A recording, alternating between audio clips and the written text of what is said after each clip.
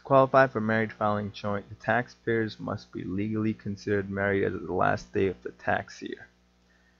Well, now legally considered married means what IRS will do is they will grant you the marriage status if the country in which you got married considers that marriage legal, or the state in which you got married for the United States considers that marriage legal and valid.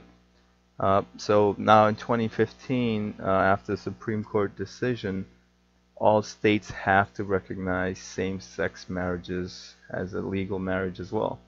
So what that means for federal income tax purposes is that same-sex couples are legally considered married and their marriage is valid. Now, individuals who got married overseas in different countries, once again, they're considered married as long as, it's a legal marriage in their country. Now, another thing is, this is kind of an exception, if you will. If one of the spouses dies during the year and the other spouse is still alive at the end of the year, so let's say Jack and Jill were married and then Jack died during the year. Jill technically is single, looking at it from a social point of view, she's single. However, for tax purposes, she can still file as married filing joint for that tax year, granted that she does not remarry, and I'll cover that in a minute. Now, this is going back to my first video of filing as single. Remember when we said that the taxpayer has to be unmarried as of the last day of the tax year? Here we go. Unmarried as of the last day of the tax year, and they do not qualify for any of the other filing statuses. And this is what we meant about number 2. Because technically, you could say that, Jill is unmarried as of the last day of the tax year, but in this case, she does qualify for another status, and that's a better status than married filing joint. So she will file as married filing joint.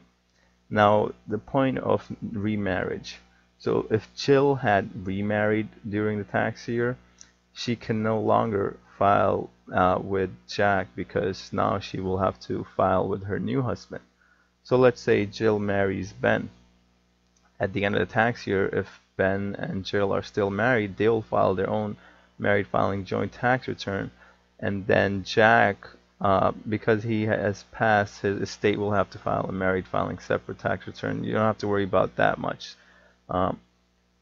But again, the point here is that if the taxpayer who survived, who's still living, does not remarry, they can still use married filing joint, but only for that tax year. If they get remarried to a new spouse, they can no longer file as married filing joint with their old spouse who has passed away. Some things about married filing joint to notice is when married filing joint, both spouses' income and expenses are combined and reported together. So this is a filing status that applies to not just one but both taxpayers, and they both have to agree to combine their income and expenses together and file together as a joint return. If they do not combine and decide to file together, then they can't file as married filing joint because you do need the other spouse's consent to be able to file as married filing joint. What happens if the other spouse does not give consent to file together? Well, then too bad, then the person would have to file as married filing separate. We're going to look at that in the next video. Married filing joint provides the highest standard deduction and also provides the most favorable tax rates. We already looked at that in the very first video. The standard deduction for 2015 is $12,600, which is the highest. And the favorable tax rates, again, go back to that video and look at the chart if you would like, or just go online and you'll see that married filing joint tax rates are much lower. Even if one of the spouses is a non-US resident or citizen, the taxpayer can still file as married filing joint if they want to do it that way.